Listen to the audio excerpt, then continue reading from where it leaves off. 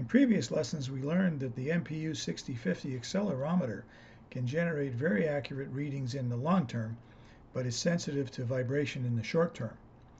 In lesson 48, we learned that the MPU 6050 gyro can generate very accurate short-term readings, but suffers from considerable drift in the medium to long term. Our challenge in lesson 48 was to combine or fuse the data from the gyro and the accelerometer and make something that doesn't have noise and doesn't have drift. When Paul said fuse the data, I remembered coming across the phrase sensor fusion in previous reading. Digging a little deeper, I found that sensor fusion is actually the name of a strategy for merging gyro and accelerometer data. I also learned that the complementary filter is a standard tool for implementing sensor fusion. This homework will feature a complementary filter. The general form for a complementary filter, in this case for pitch, is shown here. Imagine the sensor is motionless. X gyro will be 0. The equation will be simplified as shown here in equation 1. This is actually the low-pass filter equation. So this part of the complementary filter should minimize vibration and noise, just like the low-pass filter we've used in previous lessons. Now imagine there's no reading from the accelerometer. The equation will become the one shown here, which can be rewritten as equation 2. The general form for a high-pass filter is output equals alpha times the previous output plus alpha times the change in input. This looks like equation 2. So the complementary filter applies a high-pass filter to our gyro data, minimizing the gyro's long-term drift. So the complementary filter combines the high-frequency component of the gyro data with the low-frequency component of the accelerometer data. Perfect. In lesson 49, Paul demonstrated that as useful as the complementary filter is, it suffers from a small amount of steady-state error. Paul's challenge to us in lesson 49 was to minimize that error. We'll use a form of PID calculation to do that. We'll start by testing the complementary filter on its own. Once we understand its behavior, we'll deal with the steady-state error. Let's look at the code. We start with the usual imports shown here. This function constrains accelerometer data to a range of plus or minus 1. Here we configure the OLED and the IMU. And here we set up the title area of the OLED display. Here we declare the initial values for variables as described in the comments. The value for alpha was obtained by trial and error. It gives the filter a fairly snappy response and still acceptable noise rejection. We'll begin by testing the complementary filter and ignoring steady-state error. At the top of the while true loop, we set the start time for our loop timer, and we add 1 to the reading counter. Next, we read the accelerometer and gyro data from the MPU 6050. We start by calculating pitch from the accelerometer data, pitch AC. See the homework for lessons 41 and 42 for an explanation of the calculations in lines 51 to 53. There's a link in the description. Pitch comp is the current pitch as calculated by the complementary filter on line 54. The complementary filter combines the previous pitch comp with gyro data in the high pass section and pitch AC in the low pass section. PID adjust is the correction term for steady-state error. It is held at 0 at this point in this explanation. In the long run, we expect pitch comp to equal pitch AC. Comp versus AC is the difference between pitch comp and pitch AC. This is our error term. We want comp versus AC to be as small as possible. Comp versus AC will bounce around quite a bit as the program runs. It'll be easier to observe the changes in the average of comp versus AC rather than comp versus AC itself. The equation on line 56 performs an iterative average. Iterative averaging is claimed to be faster and more efficient than the traditional method of calculating averages. It is used here as a bit of an experiment to try to avoid bogging down the while true loop. There's a link in the description to an explanation of this technique. The remainder of the program displays the average error on the OLED and prints pitch ACK and pitch comp so that we can plot them. Let's see how it works. Pitch ACK is shown on the plotter in green, pitch comp is red. Pitch comp seems to be relatively immune to vibration.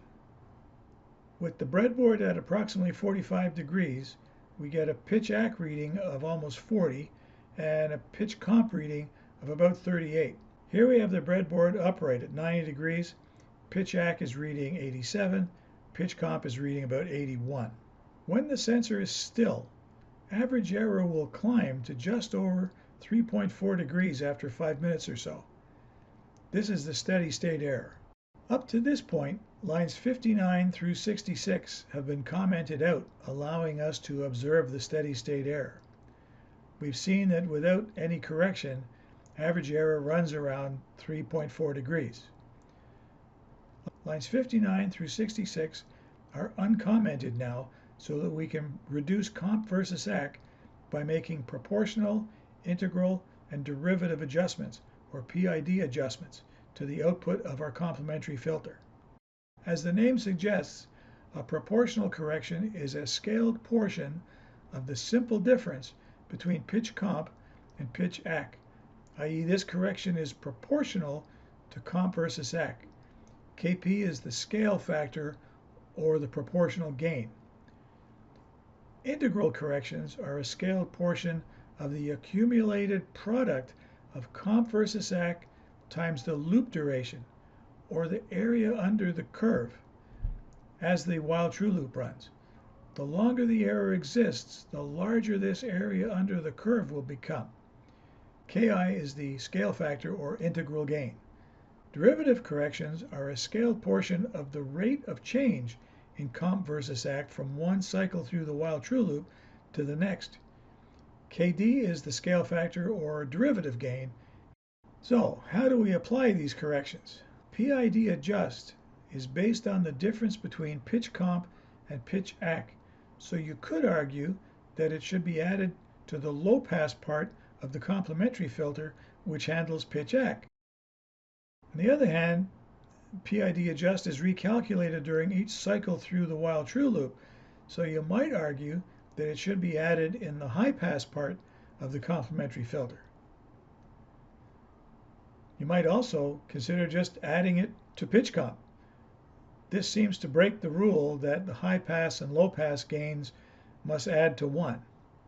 I don't really know what the technically correct answer is, but just adding it at the end of the pitch comp calculation seems to give the best results. So that's why PID adjust is tacked on the end of line 54. Now, people have built careers calculating PID gain terms. That's not me. We won't spend that much effort. We start with Kp set to 1, Ki and Kd set to 0. Adjusting Kp by factors of 10 times, we soon see that Kp has to be less than 1. Adjusting Kp by factors of 0.1 times, we can settle on a Kp of about 0.025. In a similar way, we settle on Ki at a value of 1.5. Derivative corrections can be more trouble than they're worth in systems with highly dynamic inputs. And comp versus ACK is quite variable, so a small Kd is chosen to prevent this term from having too much influence. Trial and error makes a Kd of 0.001 seem like a good choice. And here's the effect of adding PID adjust to comp versus ACK. Pitch ACK is green again, pitch comp is still red. This time we're showing pitch comp plus pitch adjust. It still seems relatively immune to vibration. The breadboard again is roughly at 45 degrees, pitch ACK is reading almost 40, pitch comp also reading approximately 40. With the breadboard at more or less 90, pitch ACK reads 83 and pitch comp reads 83. If we leave the sensor still, we can see average error is less than 0.00 degrees. Looks like we eliminated the steady state error. Well, that's about it. There's no question we could fine-tune alpha to get better performance from the complementary filter. We could also tweak Kp, Ki, and Kd, but I think we've arrived at a good compromise. We combined the best parts of our gyro and accelerometer data using a complementary filter and removed the steady state error with a little PID logic. That completes the homework for lessons 48 and 49. Any and all comments are welcome. Don't forget to like or dislike the video before you go. Feel free to subscribe. Don't forget the notification bell, and I'll talk to you next time.